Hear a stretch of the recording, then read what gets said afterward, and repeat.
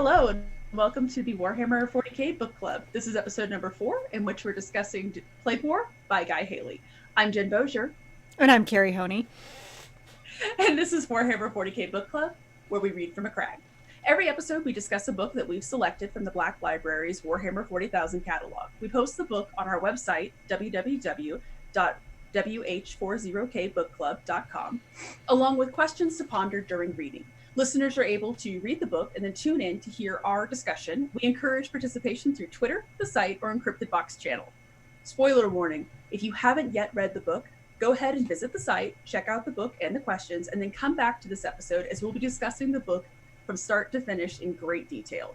As mentioned, this episode, we are reading Plague War by Guy Haley. This is the second book in the Dark Imperium trilogy by Guy Haley, in which Mortarion is launching his crusade against the realm of Ultramar in the name of Nurgle. We posed some questions. Let's dive in. Starting with our first question, as always. I have like to. the book? That's a quick interrupt. You know, it all sounds so grim until you say Nurgle, and that just ruins it. He's just. It's hard. It's hard to take a demon seriously with the name Nurgle. It sounds like the way they. I feel like it's something that a coroner would describe as being like a process of your stomach. They'd be like, "Oh yeah, that's just a Nurgle, right? Don't worry about it." It sounds like it would be like an after death thing that I don't know. It has this belchy sound to it, which it's actually based off of. I think it's a Sumerian god, Nergal. Oh, really? It's actually based in legit Earth, because I'm not from Earth, in Terran mythology. So okay, but see, cool. Nergal though actually sounds formidable.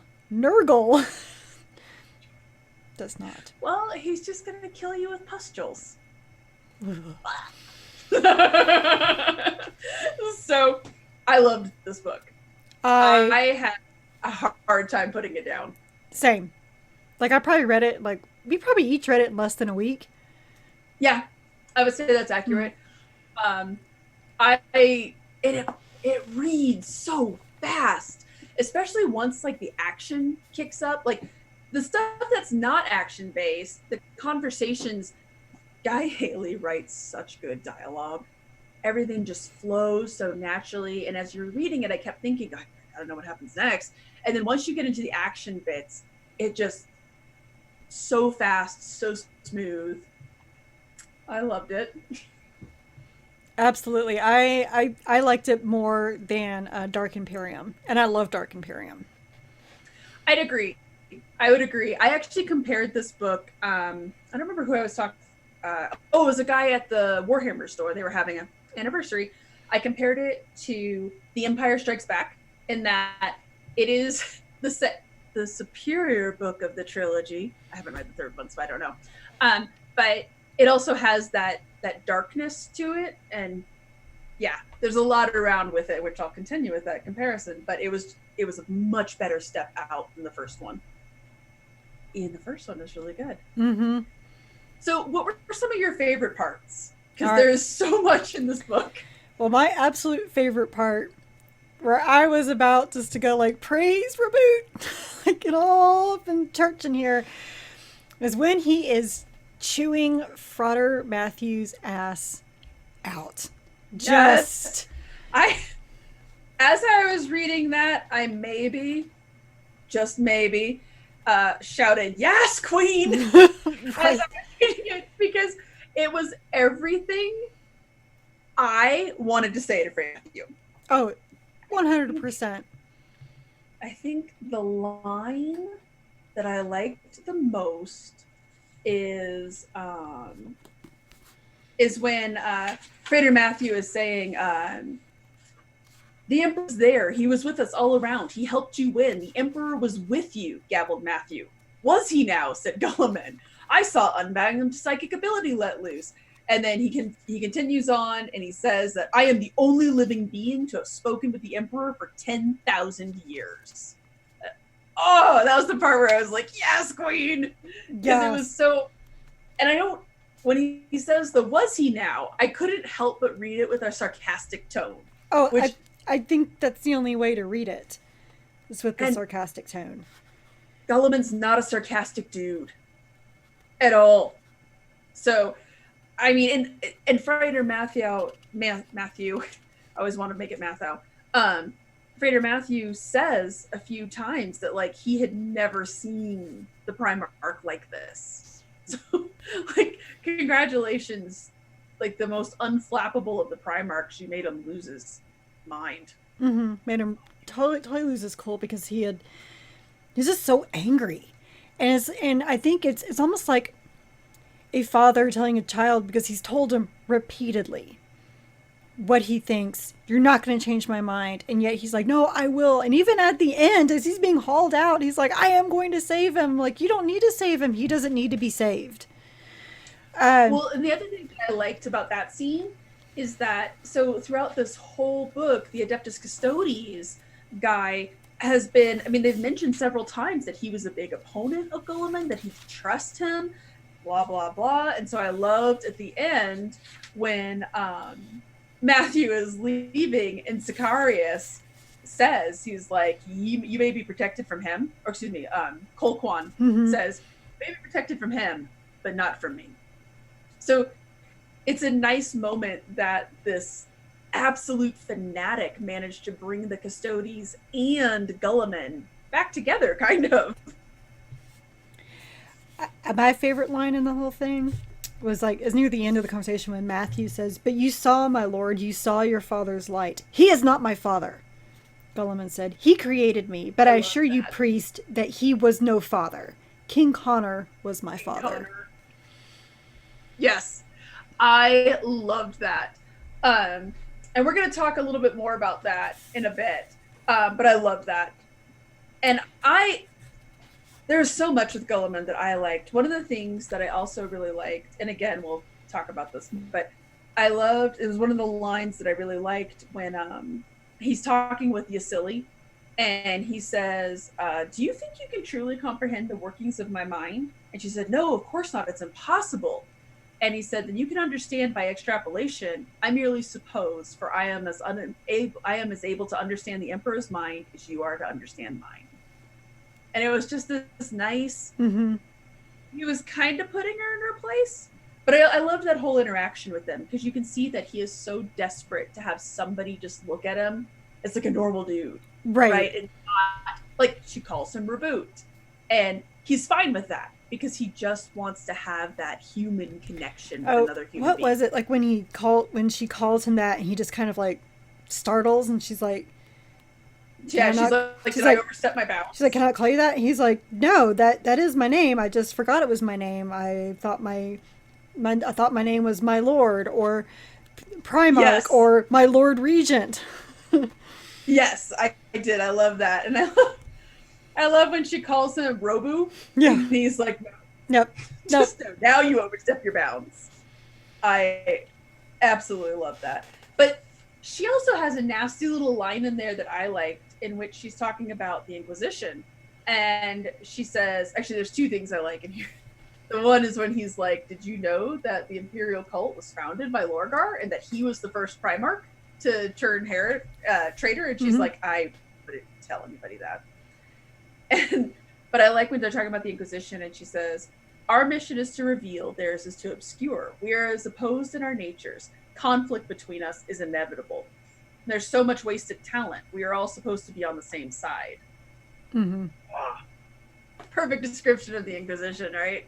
Loved it. Yeah, that whole scene where he was saying, he's like, did you know that Lorgar was the first Primarch to fall, not Horus? And she's like, you shouldn't tell anybody that. I was telling my husband, I was like, this would almost kind of be like if George Washington, I mean, it's not the same amount of gap here because, we don't got 10,000 years, but because our country hasn't been around for 10,000 years, but George Washington came back to life suddenly and was talking about the Revolutionary War. And we'd be like, these things that you said and you did. And he's like, I didn't say, that's not what happened. Like, you guys have obscured everything, which would just shatter history. Right. Oh yeah, for sure. It's crazy. I mean, the closest thing we can come to, I guess, would be like if Jesus were to come back and be like, actually, I mean, that's probably the closest thing, because at least there's what, 2,000 years? So yeah.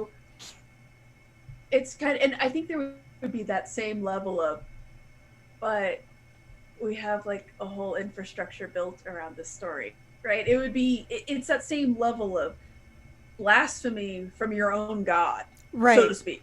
Right. And that's kind of an undercurrent throughout both of these books that I really like. And I have a feeling we'll see more of it in the third book as well. Oh, well, I hope so. To be totally honest, then, I really hope so. Oh, yeah. I really hope they continue to explore that, because there's so much there. So, and we talked about this with last book, but Guy Haley, I feel like he just has a bag of seeds and he's just throwing them out, because there's so many little plot threads and ideas and concepts that he's throwing out that people could eventually take and run with. So I do want to go back to a point that you made earlier when you were talking about how, the unflappable Primarch, how Matthew was shocked at seeing him this angry and acting this way. So I also just read Guy Haley's short story, Armor of Fate. Oh yes. And in that, he is actually kind of throwing a hissy fit in his throne room, and he's just like kind of throwing stuff, and Cato's just staring at him. He's like, was that a joke? He goes, yes, Cato, I do know how to make jokes. Was that not written down in your books about me? He's like, well, no, sir, you are not known for your humor. He's like, that was a joke. So that's a really good story too, by the way. Oh, it's an excellent story. That's a really good one too. But yes. But he was one of those, it's like they don't see him as having this range of emotions. No. And he's human. Not at all. He is. And again, we'll talk more about that, but there is something just achingly human about the Primarchs in a lot of ways. And then another one of my favorite parts that I know that you didn't like. So I love the Adeptus Titanicus. I absolutely love the Titans, and I loved everything with God's Wrath. And so I liked, there was a line in here, and I'm trying to find it now, but it's when they said that God's Wrath was known as being particularly aggressive, and belligerent is the word they used. He was known as being particularly belligerent amongst the Legion. And I just love when God's Wrath takes over. When it was so angry at seeing these other Primarchs that it just took over. And when he talks about how he's like, it takes all three of the servitors to try to get the arm up to shoot the gun because it just wants to get in there and fisticuff. I loved that. I really like the Mechanicus and the Titanicus. So every part about that, I was like, oh my God. Dan Abnett wrote a book several years ago called Titanicus, which is amazing. It's really, really good. But I would absolutely love to see Guy Haley write a Titan-based book now, because loved it.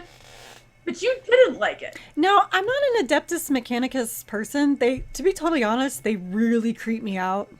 Like, they're a little creepy. Really creep me out. And I actually had to look up, like, because they're describing it. I was like, I can't visualize what this Titan looks like. So I went to, a little Warhammer wiki on my phone and looked it up. I was like, okay, that's pretty damn cool. It's this gigantic robot with a city or a church on its shoulders. It's going, just leveling things. But it's like Pacific Rim, only awesome. I love Pacific Rim, but this is like more and awesome. I'm not really a mech person to begin with. So, like, I never really got into the mecha anime and all that, and I loved Neon Genesis. Oh my God, I hated that show. I want that. It was one of the few animes I loved. You know what? I take that back. I liked it until the last episode, which I think most people felt that way about Evangelion. But anyway, I've just never been like this huge person into mechs, and like I don't like the Adeptus Mechanicus, and I don't know, I guess I had a hard time with them really talking about machine spirits. And I don't know exactly why I had a hard time. And I don't know if it's because, like, they always talk about, the machine spirits, in these engines and things like that. And it's like, well, they just don't know. It reminded me of, like, ancient mythology. Well, we don't understand how this works, so we're just going to attribute it to spirits or gods or whatever. And after reading the Horus Heresy, I totally see that because they don't understand how a lot of this technology works. 10,000 years later, they still don't. They've lost a lot of it, and they still don't know how stuff works. That's what I assumed.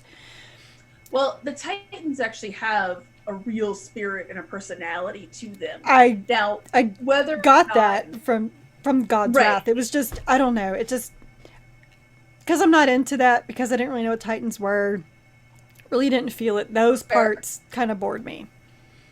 Yeah, that's fair. I also, the last part that really stuck out to me was that first chapter with Kugoth. Kugoth is my favorite character, or as he shall henceforth be known, Chaos Eeyore. But my favorite thing is he has a bunch of little lines that I love. But my favorite is when he's talking about Mortarion and he's complaining about Mortarion. And he says, the Primarchs are creatures of our world before any of them fell, and now he is an arch sorcerer. He is a liar and he insults me. I am an artist. Because he didn't want to go fight. He just wanted to boil a disease in a cauldron. But I just love, I can picture this, because if you've ever seen what the Great Unclean Ones look like, they're just this giant blob with these antlers coming off, and I could just picture one of them pouting saying, I am an artist. That's kind of what I pictured too. I pictured this total, like, tizzy.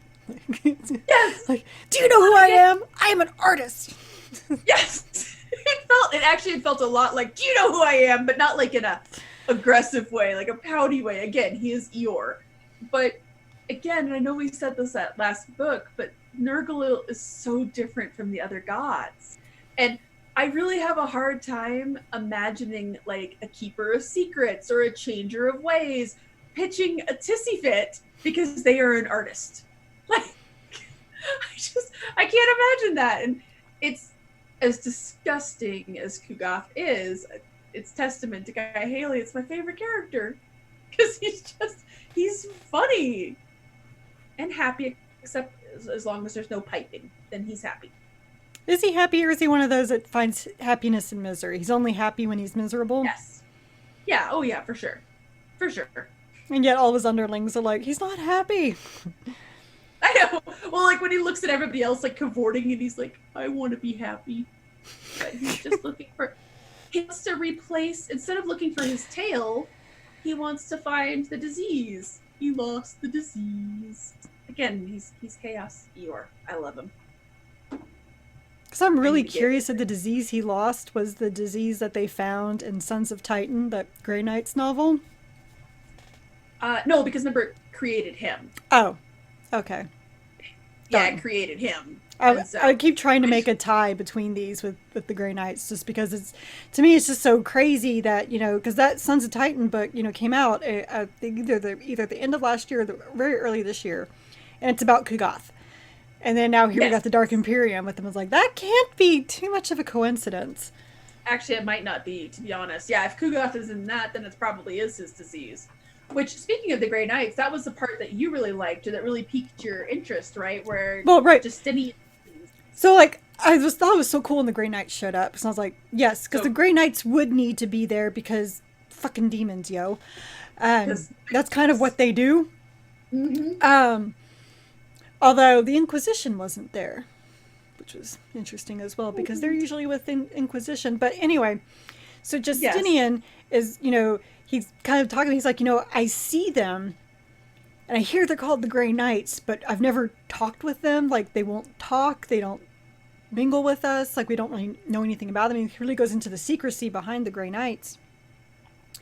Which, again, I found fascinating, because after reading the second Ultramarines, or the second Euro Adventures Chronicles trilogy. The fifth book. Right, so it's the Grey Knights that retrieve the Ultramarines, and they knew exactly who they were.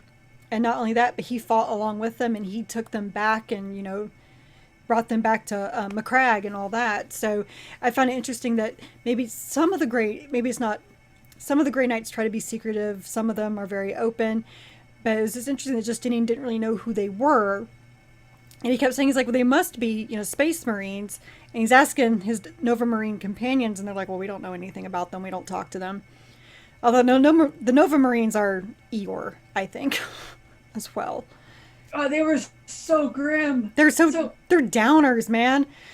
Oh, totally. And like, you know who they reminded me of was that chapter that the Ultramarines have to deal with. Speaking of the Uriel Ventures Chronicles, I think it's in the second book. Maybe Yeah. it might be the third book. Mortifactors. Oh, the more. Okay, I couldn't remember who it was. Talk but about total Debbie Downers. right. The Novareans are basically just like, this is our lot in life. Like, I really did expect the chapter master to be like, ours is not to wonder why, ours is to do and die. He pretty much is. Yeah, they were a little hard, which we'll talk about more when we talk about Justinian. But yeah, but so the Novareans, like, they're like, we don't know who they really are either, and we don't care, blah blah blah. And then Justinian, he's like, but I find it interesting that there are no Primaris Grey Knights. And so I had to make a note of that. I was like, are we going to have Primaris Grey Knights? Because that seems kind of weird, because that makes me wonder, because, you know, the Primaris are from Belisarius' Call, based upon the 20 legions, the 20 original legions. Grey Knights are not from those legions. Hey now, he's not doing anything untoward. It's just the 9 legions. Sure. He's going through a tunnel. He's breaking up. Right. Going through a psychic tunnel again. We don't trust Belisarius' Call. No, he's definitely, but right. but he wouldn't have access to how the Grey Knights are made any more than I think that he would have to the Custodes, because aren't they also made from the Emperor as well? The Custodes, yeah, they're a different breed as well. Well, some, you know, relatively different breed as well, and so I don't know. So eventually, like, I was thinking about that. So with the Death Watch, right, they grab people from all over the chapters. So eventually you're going to have Primaris Death Watch people.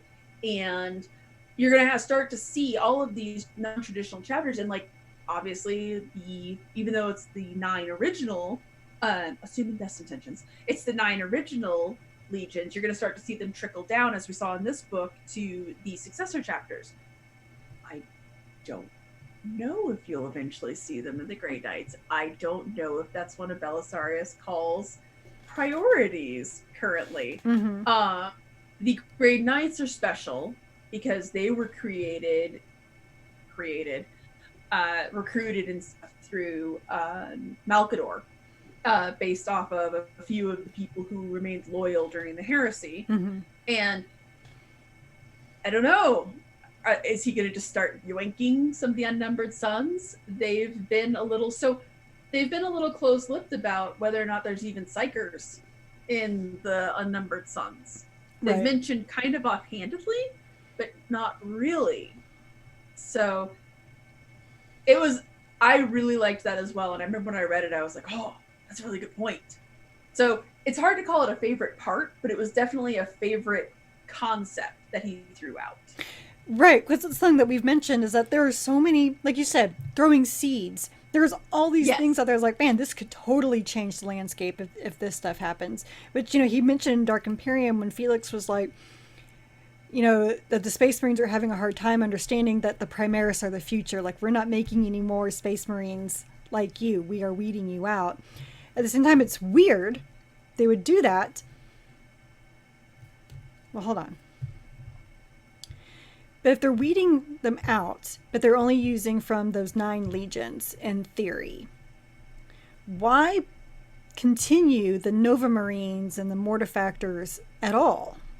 Because they're technically... Because potentially... So one of the things they've talked about is that some of the OG Space Marines can be upgraded. So they will slowly but surely start upgrading them. And as they start to weed down and trickle down, because remember, they mentioned specifically in this book even that Guilliman is still adamant he will not have somebody commanding a legion of more than 1,000 people. So he's going to start seeding those people through. And so as they start to get those Primaris Marines out of Hawk, they will start to keep, so you have those legions. Because otherwise, you would just have, I don't know, 6,000 or 7,000 Primaris Marines on ice, which...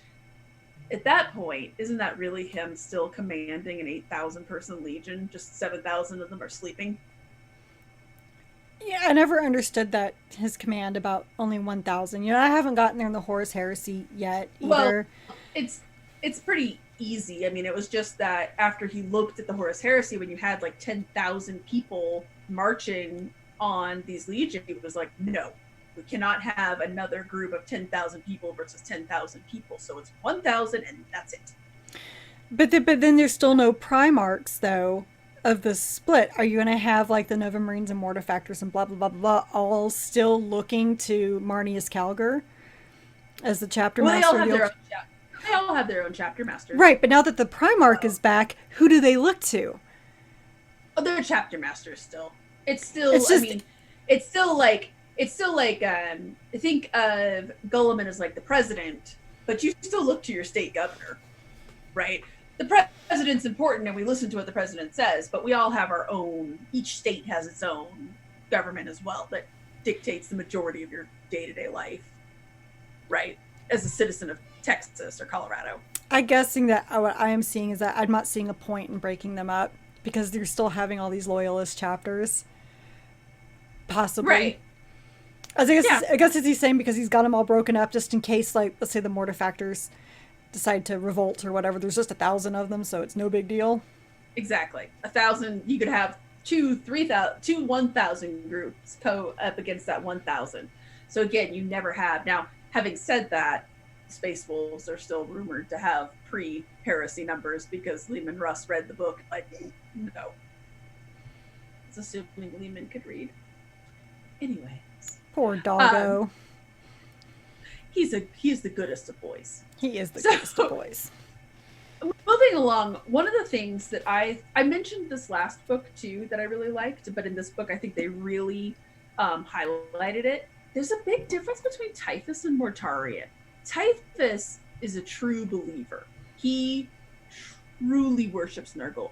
There's a scene in which he's fighting some humans and he's like, oh, come join us. And the guy's like, we'll never join you. And he's like, oh, I just don't understand. And he seems so out, like, how can you not see what a gift this is? And so he's like really believes in it, but I don't necessarily get that zealotness from Mortarion. No. But that could he likes it. He uses it. Mm-hmm. But I don't necessarily feel like he's like, oh my god, yes, plague, look at it. Whereas Typhus is, giddy. He's gleeful in his work. Yes, he truly enjoys what he does, and he is truly out there to recruit in the name of Nurgle. Whereas Mortarion, I see as someone who's just going to use Nurgle's gifts just to watch the world burn. Right. Now, having said that, there was a really interesting line, and we'll talk a lot more about this later, but he did say, let's see. Oh, he was talking about the Emperor, and he says he is a corpse god, a lord of death, more terrible and vile than my adopted grandfather, who offers those who follow him the gifts of endless renewal. You look at this land and see only ruination. It's a shame you can't see Nurgle's potential. So he seems to like Nurgle's gifts, but he seems to look at it more as like a tool. Yes. Like, this is a tool that'll bring us to the next step. Whereas Typhus, I mean, this is his god. This is holy. This is wonderful for him. These are his mission trips. Yes.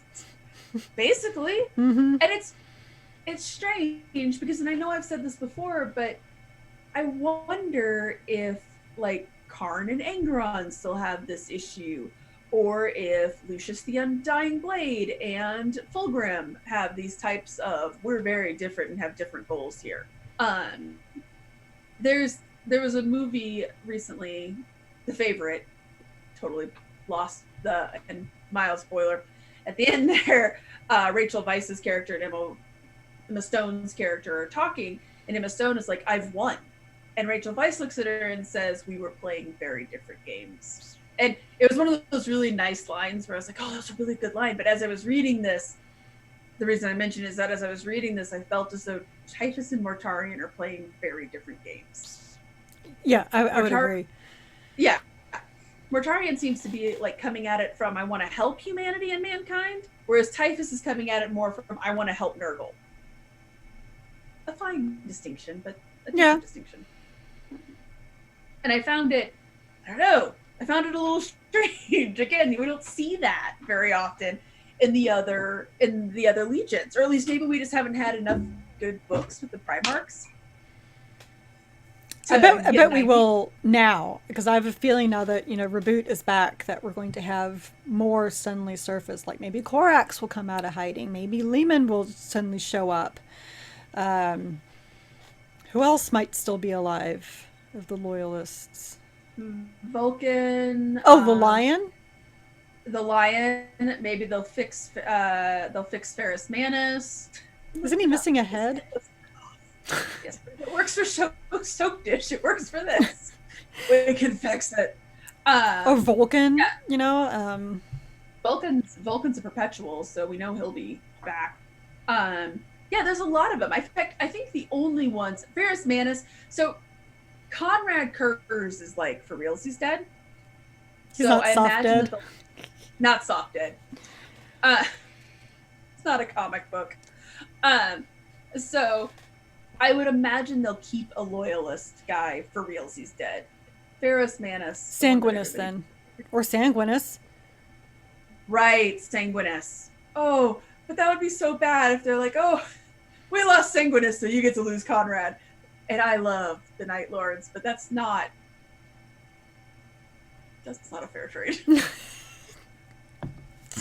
like changing a Charizard for a Magikarp. Well, but they also lost Horus. He's. That's so yeah. Then there would have to be there'd have to be. Yeah. So you got Horus and Sanguinus. All right, that's. Okay, that's much better. I feel better. That's even. You got Conrad and Ferrus. Conrad. That feels good. I'm good with that trade. So. Now that we got that sorted out. Now that we got that sorted out now, and that Typhus and Mortarion are very different. There is another big player in this book, and we're changing the questions up a little bit. I apologize. We're going to try something new this episode.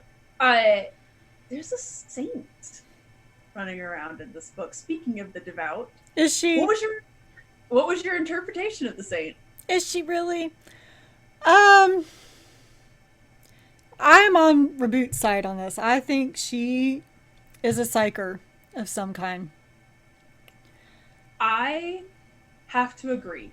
And I'm really wrestling with this because on one hand, I've read all of the Gaunt's Ghost series in which Saint Sabbat is a character. She is running around. We saw an entire book with the saint running around. She performs miracles. She does all kinds of things. They have a certain look and feel to them. Not the way this girl is described. Saint Sabbat and Saint Celestine have not burned out after the Emperor guided them. And the Saint Celestine had a very big moment. Now, granted, Saint Sabbat wasn't trying to fight a demon Primarch, a demon prince. And I don't know if I don't believe in her because I'm like, oh, this isn't how the other ones are described. And this scene you can, and there are lots of documented bad cases. Or if I just don't want her to be a saint because I hated Sister Iamla. And I hate Frater Matthew. Like, I don't want her to be a saint because I don't want them to be right. I don't want her to be a saint. Because, I am actually not believing that Euphrates is a saint. I'm reading the Horus Heresy, and I'm not believing she's a saint at all. My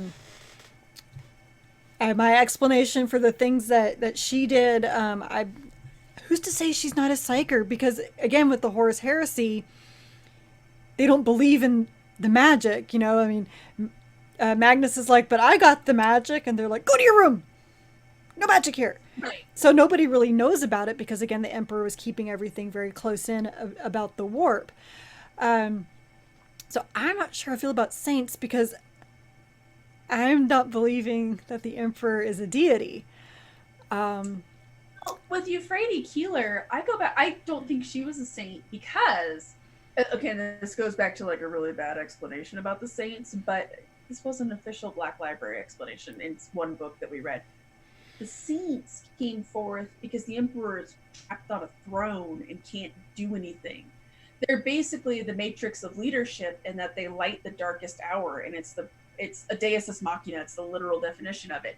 It is the Emperor extending his reach into somebody and helping out to turn the tide. The Emperor was fine. He was helping Euphrates Keeler. Why wasn't he doing something real to prevent the Horus Heresy from happening at that point? Like, some bad stuff was going down, but not like, his favorite son murdered at his feet bad yet. So I've never have bought Euphrates Keeler either, but I guess if I don't believe Euphrates Keeler is a saint, then I would kind of have to not believe that Saint Sabbath is one or Saint Celestine, and I damn sure don't believe this girl is. I guess the other thing is just my thing with the Emperor. I'm not sure he would make a saint. Right. I mean, like we talked about before, he loves mankind, not individual man. And I don't think he was that happy to see Reboot back. He hasn't said what his father told him.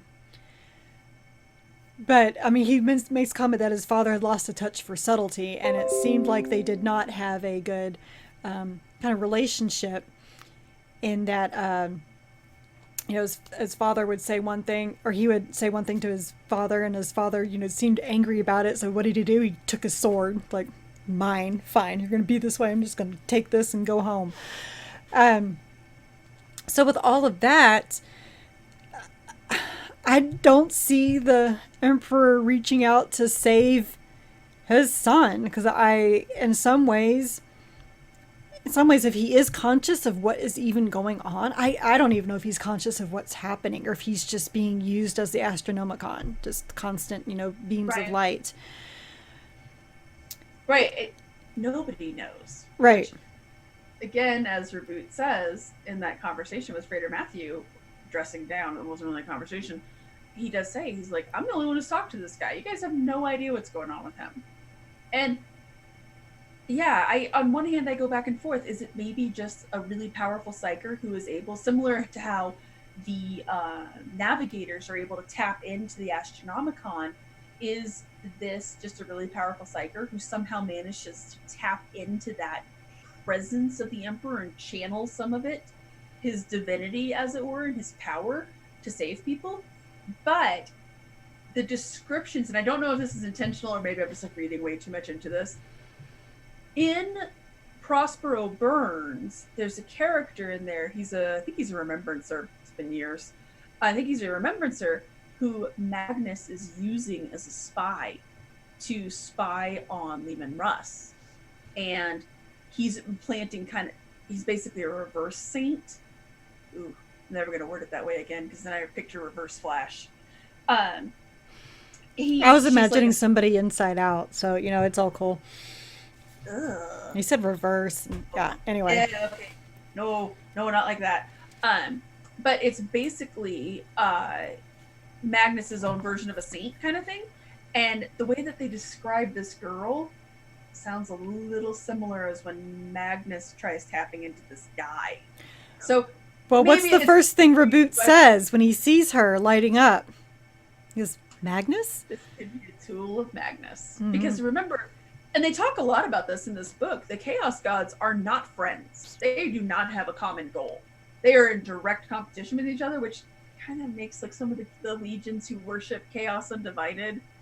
I'm like, pick a stick, guys. They are in direct competition, and the two people, because there's opposites on this spectrum. Slaanesh and Khorne cannot stand one another. Siege and Nurgle hate one another. So, and none of them like each other, but those two are the direct oppositions. Magnus would be in direct opposition to Mortarion. So, yeah, nobody can say what this girl is or isn't. Well, especially not now. She's dead. Whoever was using her, whether it was the Emperor or Magnus or whatever, they burnt her out. So the two clues we're given is one's through Frater Matthew. In his dream, remember, a male voice speaks to him. And then she speaks to him and says, find me. But the male voice says something about, and I have it marked somewhere, but it says something about how you can use my power.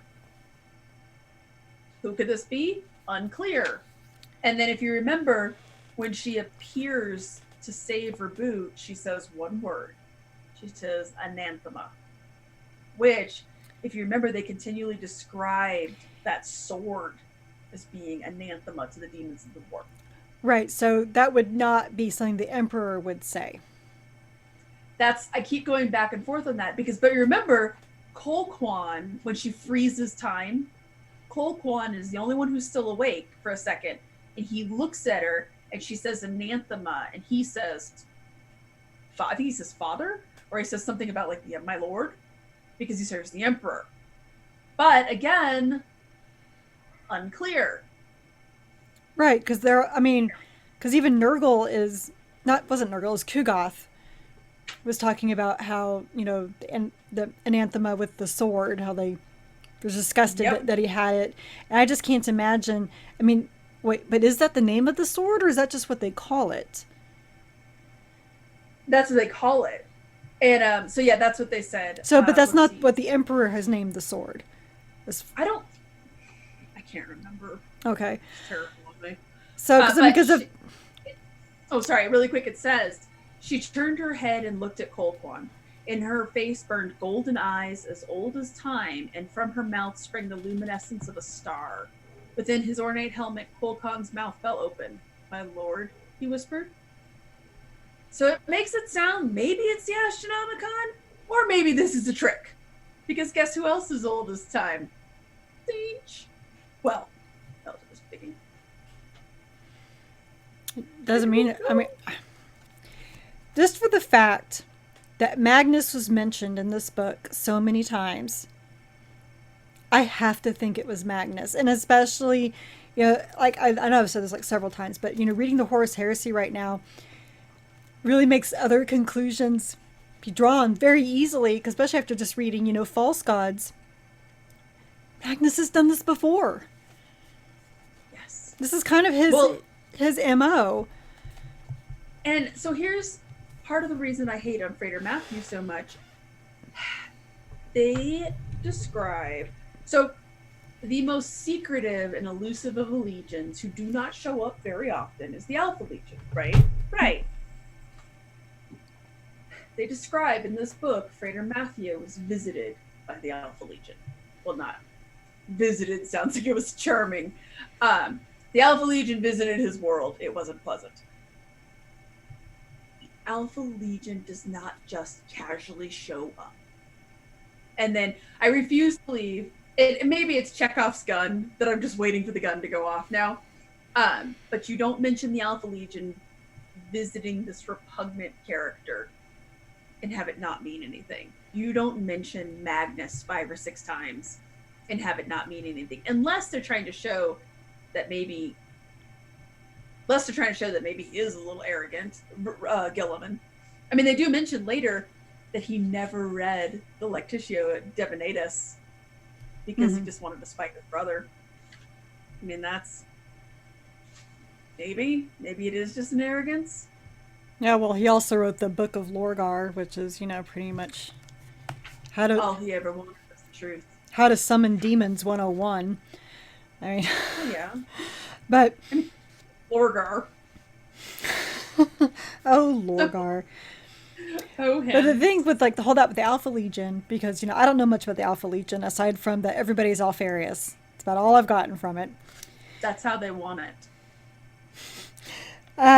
But when they're describing, the 3 serpent heads, I was like, I think that's the Alpha Legion. And then you texted me. I was like, okay, so I was right about that. But you saying that there has to be a reason, because the Alpha Legion just doesn't show up and randomly murder a whole bunch of priests and peace out. And leave one alive, miss one.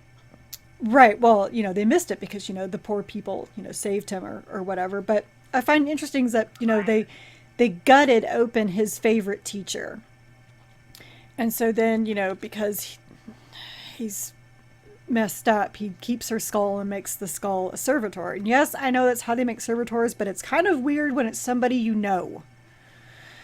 Well, let's actually we'll jump a little bit out of order here. So, Frater Matthew is on a mission from God. How do you feel about him? Yeah. How do you feel about him? How do you feel about his mission? Okay, after the first chapter, I was like, fuck this guy. You know, I just use the word repugnant. and I am a Christian. Like, I am a religious person.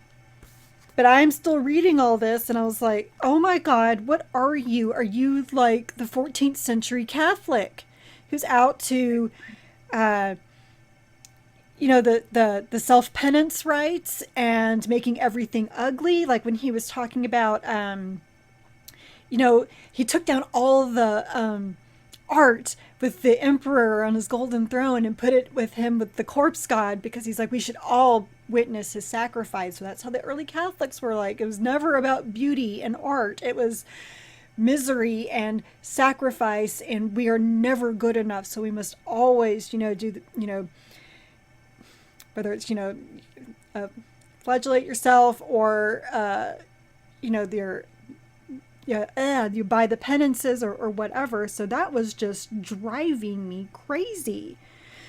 Yeah. But then I snickered when I said that he's talked about how Gulliman rewrote his sermons. Like, that's awesome. But then I got to a wonderful line, and when he was writing, about Gulliman. First of all, the arrogance of that was just disgusting. God.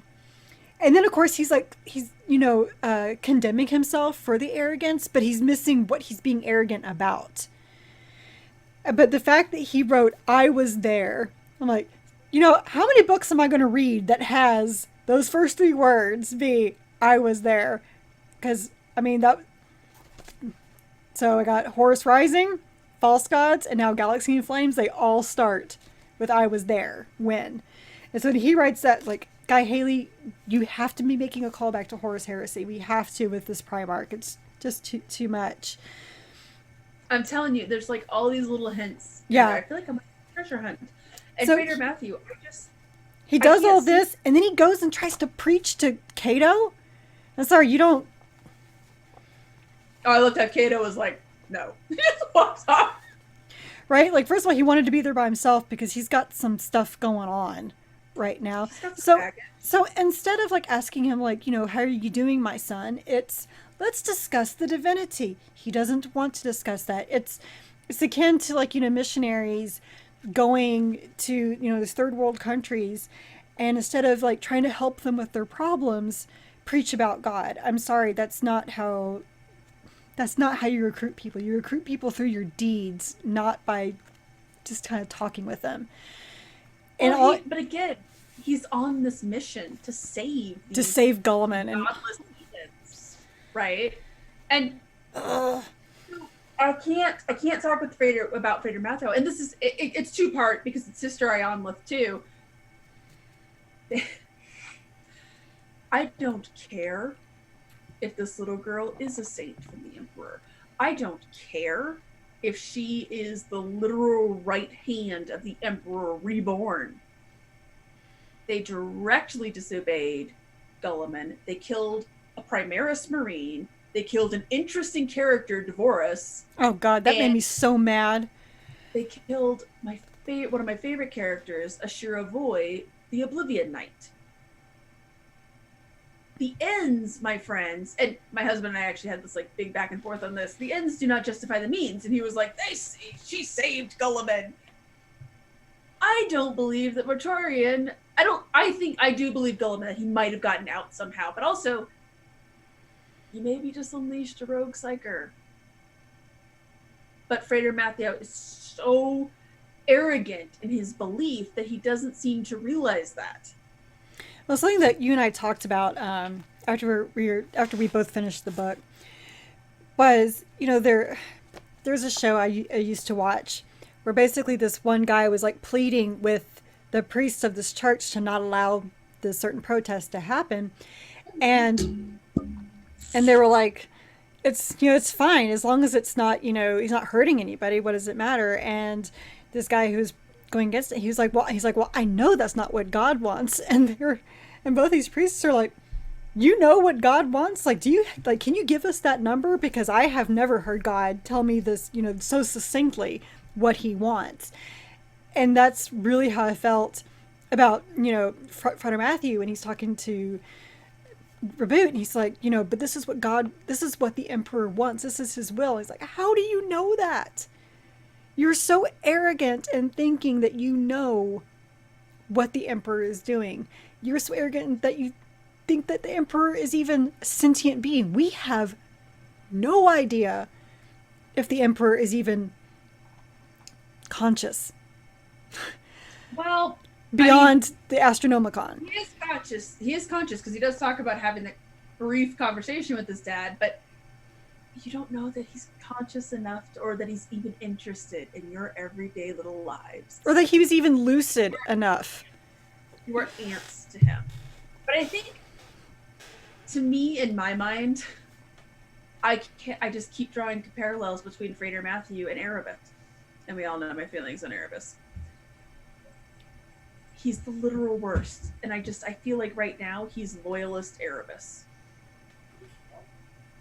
Well, I mean, especially when it's very easy to make that correlation, especially when, Reboot talks about, it's like, well, did you know that Lorgar was the first one to fall? He's also, the word bearers are also not someone you just casually mention in conversation. Yep. So there's another thing. All right. Yes, like this could be Magnus. What if it's Lorgar? Entirely possible. What if this is Lorgar speaking to Matthew? Because I mean, this is the prime candidate, right? Or Erebus. He's like, I see something of myself in this dude. So he's like, he's a young me. Oh, you. So moving from Frater Matthew to Justinian, we saw a lot of Justinian in this book. We saw a little bit of him last book, but we really got to know and feel Justinian. And he has feels. Like he has, again, because we're so accustomed to the OG Space Marine, which is a funny thing to say given this guy's like 10,000 years old, because we're so accustomed to like the Ultramarines and the Iron Snakes and the traditional Space Marine, these guys have very deep feelers compared to those guys. And a lot of it was inside Justinian's head. I actually found him to be really petulant and unlikable in this book. He was, and because the funny thing is, he even talks about, he's like, he knows that he's acting petulant because he is throwing a little fit, that he is not where he wants to be. He wanted to be an Ultramarine, kicks a rock. Or just stay as the Unnumbered Sons. And so yes, he has been around for 10,000 years, which actually I made a note. I was like, so the Primaris, the Vat-born Primaris Space Marines are essentially winter soldiers. More or less. Yeah. Exactly. But he's been with this group of Unnumbered Sons. They had their own legion, essentially, the Unnumbered Sons, for 10,000 years, and now when we split up, that's already hard. But then to not go where your actual alignment is, that's very hard. And we saw that with, I forget what the Space Wolf's name is, but he didn't take that very well. No. Either. Well, and Justinian mentions that he lost his original family. He remembers being recruited as a young boy, and that they just came and they were like, okay, yeah, you're going to come with us. He didn't get to say goodbye to his family, and that is a memory on him, which is another thing that's really interesting because they talk about in the Eurovent Chronicles, he talks about his young life and that he vaguely remembers pieces of it, but that he didn't have any strong affinity for it. Justinian clearly still does have affinity for it. And then he had this brotherhood with these people he was friends with, and they understood one another because they were all Primaris Marines. And then not only does he get ripped away from them, he gets put over into the Nova Marines, who the Nova Marines, again, similar to the Mortifactors, very, very different flavor of Space Marine, very different from the Ultramarines. They are very grim. They are there's a sadness to them. And I felt as though that just wasn't what he wanted. And the thing that I thought was interesting about it is that part of me wonders if, so they're bringing back all of these new Primaris Marines, right? And they're bringing back all the Primarchs. So I almost wonder if they're leading up to a second heresy where people are going to get to repick sides. And And I say that because Justinian, I think he was the one who in the last book, when they told that Bell, he started to succumb a little bit. So I almost, Oh, yeah. and then he's so angry in Mm-hmm. this book that I almost feel like they're setting the stage to be like, these guys, just like the original heresy era Marines, are subject to this. They have emotions, they have feelings, they're Mm-hmm. subject to falling. Well, also, I've kind of felt like Guy Haley, really, focusing on Justinian so much, and not just Justinian, but how upset Justinian is, and how he doesn't like where he is, and he can't get over that. I can't help but made a note here that Reboot seems to make a lot of people unhappy. Yeah, He's fighting with the Inquisition. yep. He split up the unnumbered sons, and none of them are happy. He's about to go to war with the priesthood. He basically put Marnius Calgar in time out. I think Marnius is now being upgraded. I don't know. I mean, just fact, like, they were going to attack where Marnius was, and he's like, yeah, he can handle it, whatever. It's like, we're not going to go check on him, I guess. No, he trusted him. He was like, no, he's got this. He's good. He doesn't need Daddy to come fight his battle for him. I just find it interesting between these two books because I mean maybe Caligar is getting a little bit of a promotion, but he was just so Gallagher felt like he was being punished at every turn, Yeah. and I think he was being punished in a way. I really A do. little, yeah. I agree. I don't know why, but he was, and it's just like Gulliman, you're just kind of coming in. It's kind of like the meme where it's him. He's just like, you fucking people. After 10,000 Yeah. years, this is what's happened. I don't like it. So I know you've made this nice, pretty, place setting. Well, I'm just going to yank this tablecloth and then we're going to start all over, and it's just going to make a lot of people angry on the way. And I found it hysterical that he made, Colquhoun so angry with him. Mm-hmm. And he's like, well, then you're going to come and be part of my entourage. Like, yeah. I made you mad? You're just going to come and hang out with me. Like, yeah. Who do you not make mad? Right. Well, and I think it's, so for me, I worked for a startup many, many years ago, and we were failing, and we had this new guy come in, and he made all of these changes, like broad sweeping changes, and people were so angry. And it actually turned us around, and we were doing really great, and it was awesome. But the guy, he basically came in with this, I'm here to fix stuff mentality. And so when I look at Gulliman, that's how I think of it, is like he's coming in and he's like, this ship is sinking. I am going to fix this. And I don't care what people think because I'm the one fixing it. And there is a bit of an arrogance there on his part that he's just like, no, I know it needs to be done. There is a bit of an arrogance there, which it works for him. But yeah, you're absolutely correct, is that he is, God, to quote like every bad reality show ever, he's not here to make friends. But he's not here to win either. He's here to fix it. Well, he also made the comment, I think it was in this book, where he said that it might have been better for Horace's ambition to have won if this is what we have. I remember if it was this book or it was the Armor of Fate short story, but I can't remember, but I remember the quote. Yeah. Yeah. I mean, so that actually transitions us to something that I felt was really interesting in this book as well. Because we talked about this earlier with this human element to the Primarchs. Family is like a big thing for these guys, which is odd to me. So there was that comment that we mentioned earlier where he corrects them on how, no, Connor was my father. Mm-hmm. And he talks about, one of my favorite passages in here is when he's talking with Yasili again, and he talks about his brothers, and he talks about how individually our talents overlap. Redundancy, I suppose, should be incorporated into any system. And he starts talking about Rogal Dorn and how Rogal Dorn was a better builder, and he had but that Gulliman was a better administrator, and that Sanguinus, he even talks fondly about Conrad Kurz when he says, only poor Conrad knew. And she asks about him, and he's like, oh yeah, he was insane. But he talks a lot about his brothers, and he starts to read the Lectitio Divinatus because he feels bad that he spited Lorgar all those years ago. So even his fallen brothers, he still has this And even Mortarion in his speech, he is bitter that the emperor was never a Yeah, father to them. I actually opened it to that Ever. page. He's like, then tell me, Reboot, if our father were so good, look me in the eye and tell me that he loved us all as any father should love his sons. It's a He's bitter. and we'll I talk mean, 10,000 years yeah, angry.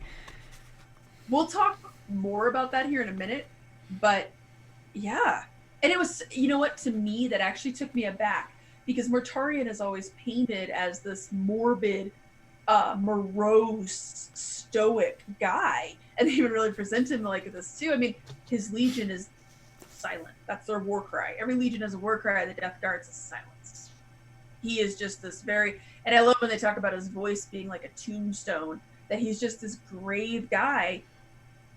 To see him be like, our dad never loved us. Oh, that Yeah. actually took me aback. I wasn't expecting that from him. Of all the Primarchs to be upset that daddy didn't love them, I never would have guessed Mortarion.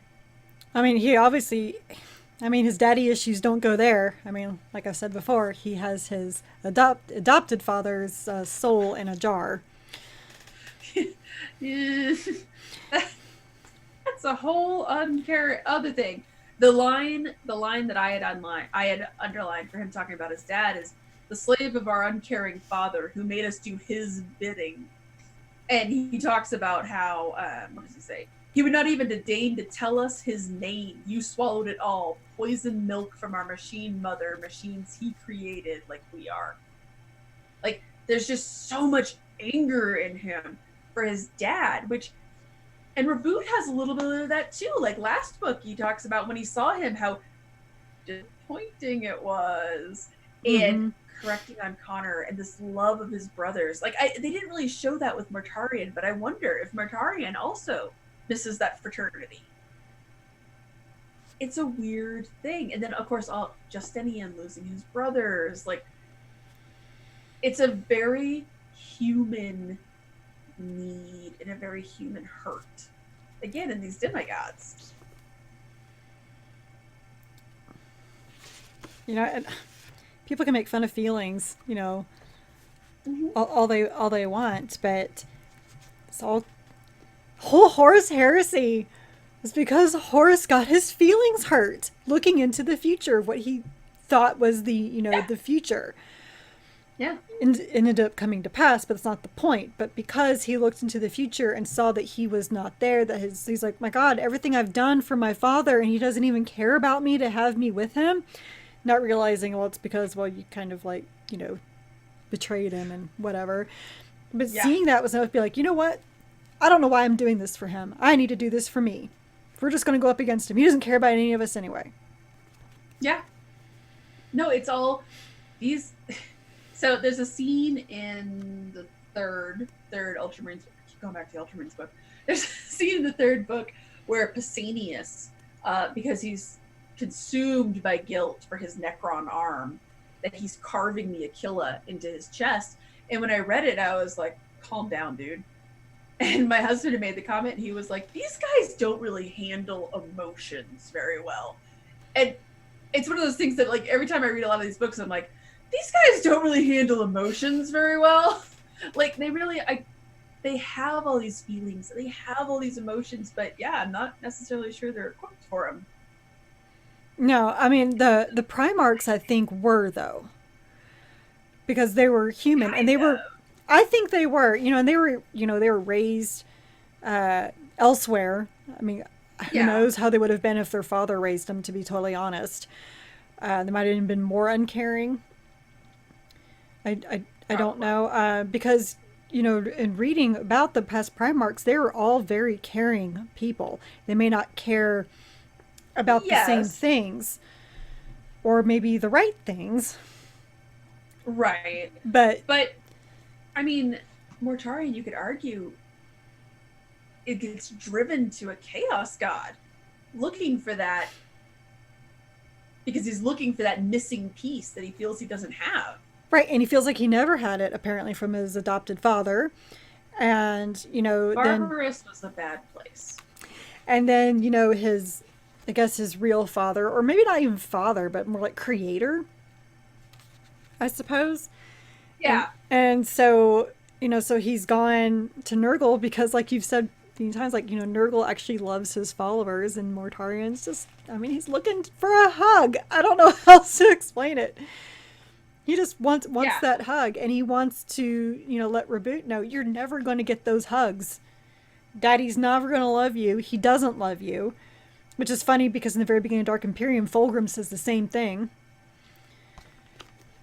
Well, again, I feel as though a lot of the traitor Primarchs realize that your dad doesn't care about you. And so that actually transitions into our last question, I think, very well. What'd you think of Mortarian's speech? His, I mean, to be fair, he's kind of sort of looking for. He's kind of monologuing. He is monologuing, but he has a captive audience, literally. Yes, this is true. Heyo. I actually enjoyed his speech. Oh, I loved it. I liked it more than when Fulgrim talked to him. Because the whole time Fulgrim is just like, oh my god, stop talking, dude. It's because Fulgrim's a literal snake. And he's gross. I don't like Fulgrim. Again, like, hey, did you guys know I'm reading the Horus Heresy? Because I haven't, like, talked about this like 10,000 times. What? I know, right? But, Fulgrim, and the few times that he's been in there, there's just something that just, I don't know. Like, I'm like, man, I'd imagine that he has his hair just slicked back and gross. He's just, like, greasy seeming. Just, like, like snake oil. Like, he's a snake oil salesman. He is. He's the god. He worships the god of sex, drugs, and rock and roll. But well, and who doesn't love that? The thing about Mortarion, he's not wrong. No, he's not. That's the best part of the whole speech. So the thing that I loved is when he said, continuing on that earlier quote that I had said, I should never have compromised my own principles, but I did. I was a champion of the common people. I abandoned them for a galactic despot. Now I serve the people again. So on one hand, you can look at it and be like, bruh, you're fighting for the plague god. But on the other hand, he genuinely seems to think that that's the better way. That says a lot when somebody would choose to be as disgusting as Mortarion is in the name of a god that loves you versus his father. Right. Well, and I loved, so I don't know who, it was one of those things that I was reading it and I would read Mortarian's and I was like, his point. And then I would read Guilliman and I'd be like, oh, wait, no, Guilliman has a point there too. Like, it was just. Well, they both make great points. They do it, but they're having the same conversation from different points of view, which is wonderful. So I loved when Guilliman said, the Mortarion of old would never have allowed this to happen. Because you remember, in the lore, Mortarion was the biggest sponsor of the Edict of Nicaea. Mm-hmm. He hated Psychers, he hated warp, he hated magic. Now he's a friggin' Daemon Prince. He's the king of the Psychers, the king of magic. Well, his response to when, he said, I abandoned them for a galactic despot, now I serve the people again. And Gulliman's like, if I'm a puppet of an uncaring master, then what are you? A being who wallows in warp power while crying hatred for the witch? A plaything for corruption and disease? You blustered long and hard against psychic power and claimed total fearlessness and indomitability none could match. Yet when faced with death, the ultimate challenge, you failed. I loved that. So great. And so Mortarion flinched. Oh, yeah. And he's like, you don't know what you're talking about. You don't know me. Well, that was a good blow, right? Where I was like, ooh, 0.1 Guilliman. But then on the next page, let's see, he leaned in close. You spoke with him on Terra. Tell me, what did he say? Mm-hmm. Did he release? Did he beg you to set him free from his golden throne? Guilliman said nothing. Oh, brother, it cannot be, Mortarion said in mark horror. Did he say nothing? Like, I loved every time he would ask Guilliman something about the Emperor and the Emperor wouldn't answer. Or excuse me, when Guilliman wouldn't answer, Mortarion would be like, oh, so you do know. Like, he was trying to coax that out of him. Right. which I thought was wonderful. Like, again, too, you do not fight for the Emperor, asked Mortarion. I fight for what he believed in. An advocate's quibbling, you fight for yourself. Oh, loved it. But so, it's interesting because, again, like when Fulgrim talks, I'm like, nah, shut up, you're evil and everything you say is wrong. But when Mortarion talks, and maybe, I don't know if this is just Guy Haley being really good. Again, his dialogue is so good. It's so strong. I don't know if it's just him being a really good writer, but again, I'm reading Mortarion. This is a demon prince of Nurgle. And my reaction, instead of revulsion, is, I mean, yeah. Like the dude, it's not good. The dude's got a point. Right? But, also, going back to, Christianity, some of those writings, you read Paradise Lost and all that, Satan makes some damn good points. If you read about the temptation of Christ, he makes some good points there too. So, in a way, it's because Satan's got his points, Jesus and God have their points. It's the same thing here, which is why it's kind of at a stalemate, which is another thing I thought that Guy Haley just captured so well. He did. And on one hand, I generally despise Deus Ex Machinas. I despise them. But the fact I thought it worked really well because, frankly, they were not on even ground. Mortarion was tricksy. They were not on even ground. It was not a fair fight, which was not okay. And there needs to be a third book. I understand logistically here, right? It's why Luke didn't kill Vader on Vespa and instead got knocked down a hole because we need to have a third movie. But it worked in this. He actually sold it and made it work. Right. Mortarion gets bumped back off by reasons unknown. And it works. Because, frankly, I want them to have another conversation. I just, what's that stupid book that everybody really liked? It was like Days with Maury or something like that. I just want conversations with Reboot and Mortarion. They could have tea and discuss how their father... Tuesdays with Maury. Tuesdays with Maury, that's what it was. You can have Tuesdays with Mortarion and Reboot. I like this. This needs to be a thing. Guy Haley, get on this. Make this a short story. This whole series.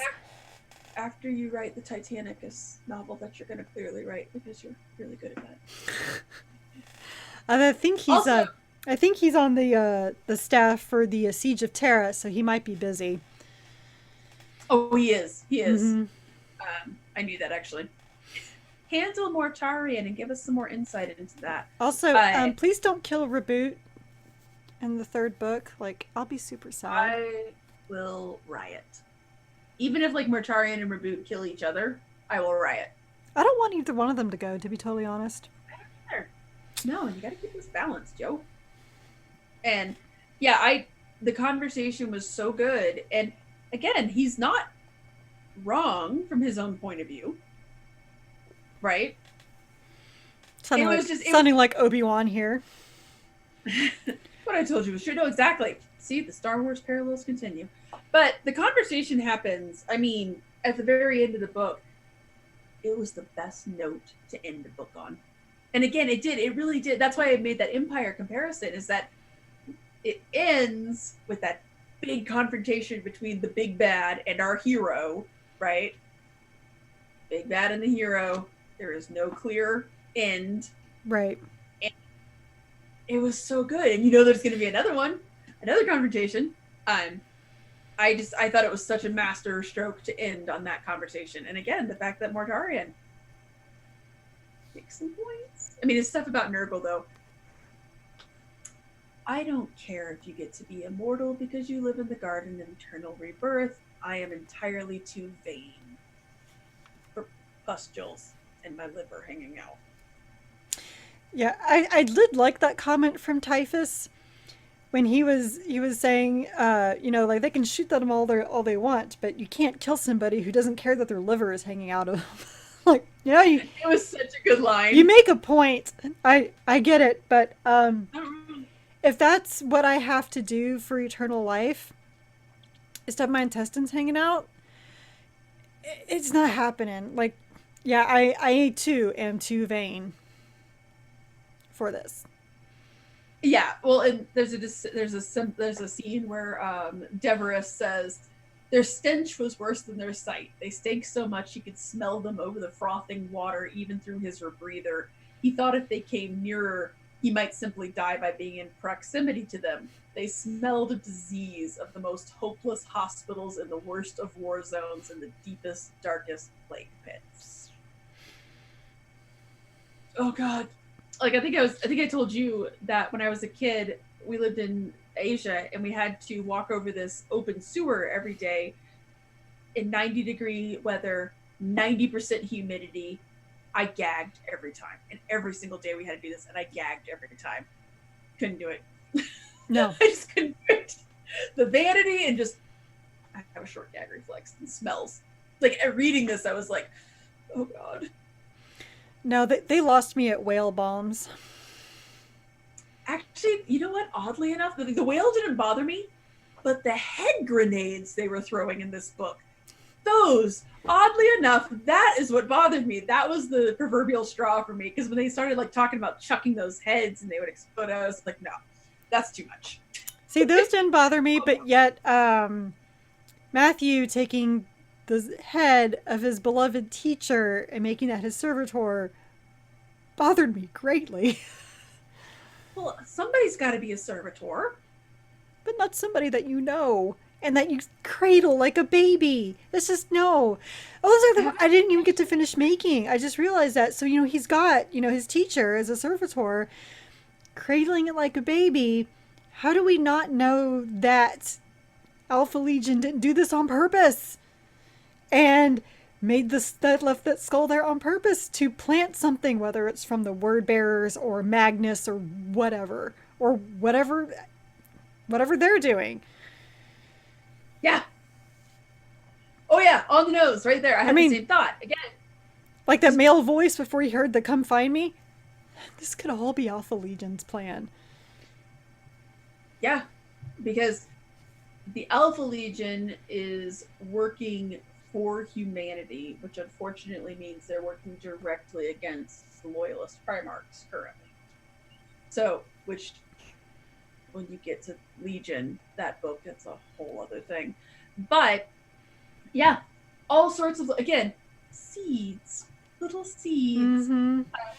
I will say, having finished this book, I have one concern and one concern alone. Okay. Dark Imperium was great. This was fantastic. I'm really nervous for the third book because I'm like, can he follow it up? Like, can he stick the landing? Like we said this, so we also said this after we saw Infinity War. We loved Infinity War. Infinity War was so good. If they can stick the landing. They almost did. They almost did. Missed it by that much. Well, okay, I'll put it this way. As long as there's not time travel in the third book, he's going to stick the landing. Okay, that's true. Mm-hmm. Yeah. Time travel. Well, do you want to take us out and tease our next book? Oh, yes, I do, because I am totally excited about the next book. So you have listened to the Warhammer 40k book club episode regarding the Plague War, Dark Imperium, second one of Guy Haley's books. Dang it, my computer just locked up. That's what happens when we rely on technology for shit. We're professionals. We are totally professionals. I don't remember who I was talking to, but he was talking about this one podcast he was listening to, and he's like, yeah, it's really good. The editing is like, star quality, and it's professionally done. I was like, yeah, ours is not. but we try. But be sure to join us for our next book, where we dive into the world of the Traitor Marines with the Talon of Horus by Aaron Dembski-Bowden. He's a good writer, too. Can't wait. I can't wait. Aaron Dembski-Bowden is so good with the Traitor Marines. I'm so excited. even with palm tree head. Palm tree head. Ah, see, now that's all I'm going to see. Because all I kept thinking was like he'd be awesome at Thrasher parties. But no, you're right. It does look like a palm. No, it looks like, what's that Pokemon? The one that looks like a palm tree. Executor. Or the Truffula trees from the Lorax. Oh, yeah. It sure does. All right, anyway, so as you know, I've just made fun of Abaddon, which actually we're probably going to make fun of Abaddon again whenever we talk about the Talon of Horus. So we're very excited about that. So we are an unofficial book club, and we are not affiliated with the Black Library or any of its affiliates, but you can still find the vidcast and podcast on our website at WH40kbookclub.com. If you like this episode, please like, subscribe, give a review, and all those wonderful things to the vidcast on YouTube or the podcast on iTunes, Google Podcasts, or Stitchers. Our site also has articles about our adventures in reading other Warhammer 40k books and short stories outside of the book club books. Because I'm reading Horus Heresy. Did you know? Are you? I am. So please come to the site and stay a while and read from a crag. That's good night, everybody.